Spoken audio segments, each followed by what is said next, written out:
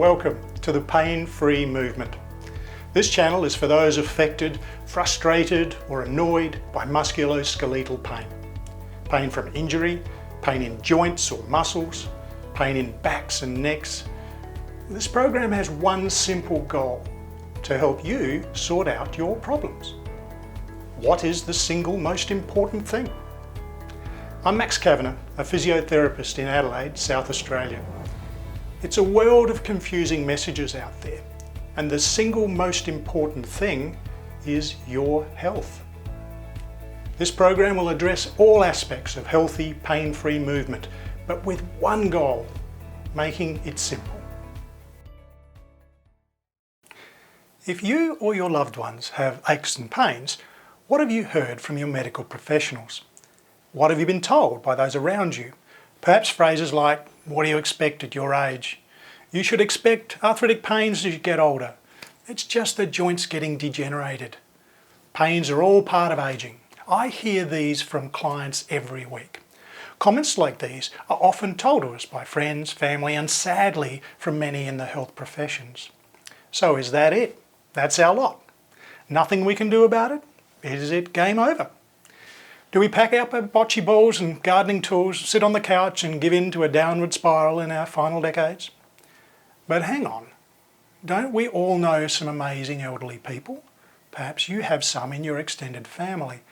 We hear stories of them in the media, magazines and papers. How come some older folk are okay and others aren't? What is the most important thing we need to know about getting older? What is the single most important thing we need to understand about pains and aging? It's actually very important we spend some time on this today, because for the first time in history, most people can expect to live into their 60s and beyond. The World Health Organization tell us the pace of our population aging is much faster than in the past. The number of people aged 60 years and older now outnumber children younger than 5 years. It's predicted that by 2050, the proportion of the world's population over 60 years will nearly double to 22%. All countries face major challenges to their health and social systems, of course, but on our channel, what it means for us individually is what I want to discuss. What's in store for you and me in our latter years? The World Health Organization and many other authorities and public sites tell us there are common conditions in older age. They include hearing loss, eye problems, back and neck pain, osteoarthritis, chronic obstructive pulmonary diseases, diabetes, depression, dementia. Furthermore, as people age, they are more likely to experience several conditions at the same time. But do we have a say in what's ahead? Can we do anything about it? Aging is not a disease, but that is how it's viewed by many. We all age. In cricketing terms, if we're not out, we bat on. But here's a little secret. Age is not the cause of musculoskeletal aches and pains. I'm going to repeat that. Age is not the cause of pain. How can I say that? Well, all your joints are the same age, aren't they? And they're not all giving you problems, right? And as well as that, these issues are not happening to everyone as they age. Some suffer back pain, some don't. Some get arthritis in one joint while others are afflicted in different joints. Some lose shoulder mobility, others stay really flexible. If they were directly related to aging, then it would stand to reason similar problems would occur in the majority. Also, it's common for problems to change. Clients regularly report that pains they have change over time, or they come and go. If it was due to age, wouldn't the problem just continue to worsen? So, what are you being told when they say it's just because you're aging? If people don't have an understanding of the cause of problems, then it's not surprising we would associate them with the fact it's common with the elderly. If people tell you that, it means they most likely don't know the real reason why. If they can't solve or help the cause, then they may have difficulty in directing us to those that could truly help. And if that's the case, symptom relief becomes the treatment. We look to pills and methods to relieve pain. That does nothing to address the why, and absolutely nothing to empower us with tools to help us improve our situation. If we're told getting older is the cause of our pain, then what can we do? We just sit back and see what luck brings us each? Why bother doing anything when that's what happens when you get old. It was George Burns that said, "You can't help getting older, but you don't have to get old." Let's look at what actually happens if we're lucky enough to hang around on this planet. Well, firstly, we have to deal with outdated and ageist stereotypes. Older people are often assumed to be frail or dependent and a burden to society. Public health and society as a whole need to address these and other ageist attitudes, which can lead to discrimination, affect the way policies are developed and the opportunities older people have to experience healthy ageing. Yes, it's true that problems are more common as we age, but that doesn't mean age is the actual cause. They are not usually directly inherent to ageing. Now, don't get me wrong here, age does play a role, but it's a contributing factor role.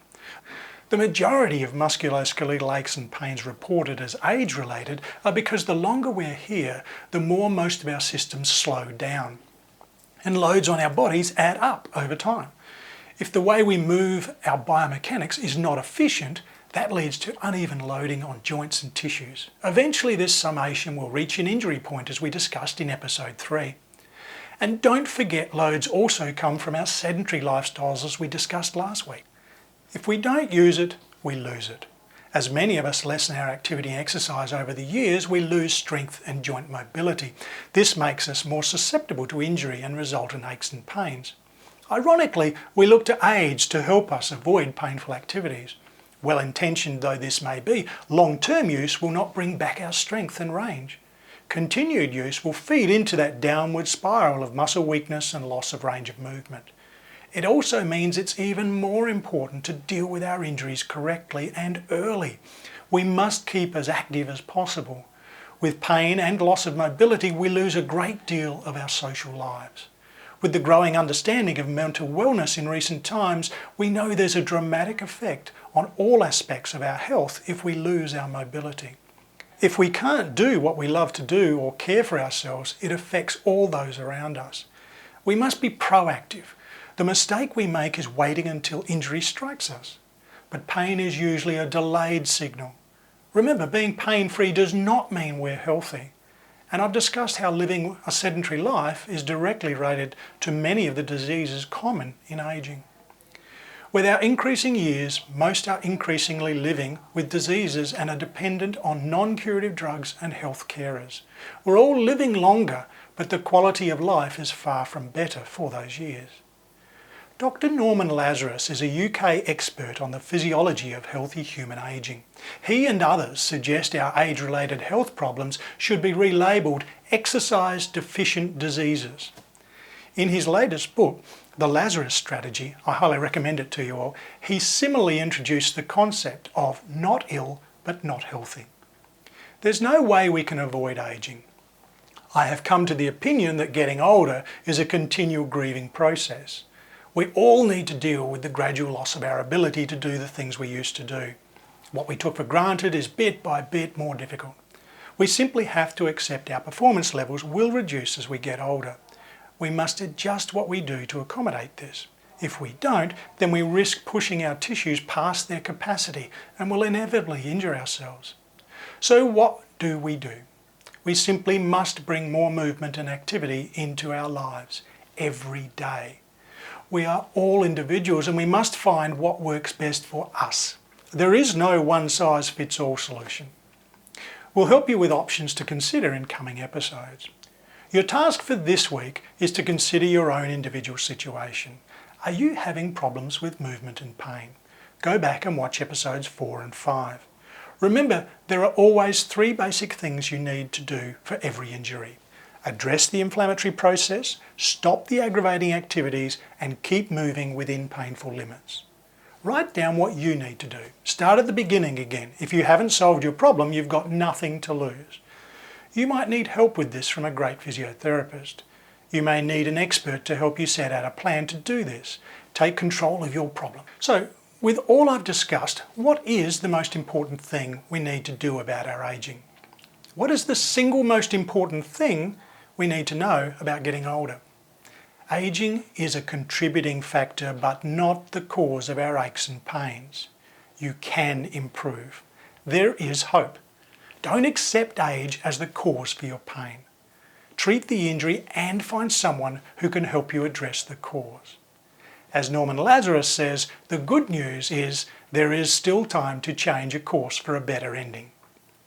But there is also an elephant in the room: our weight.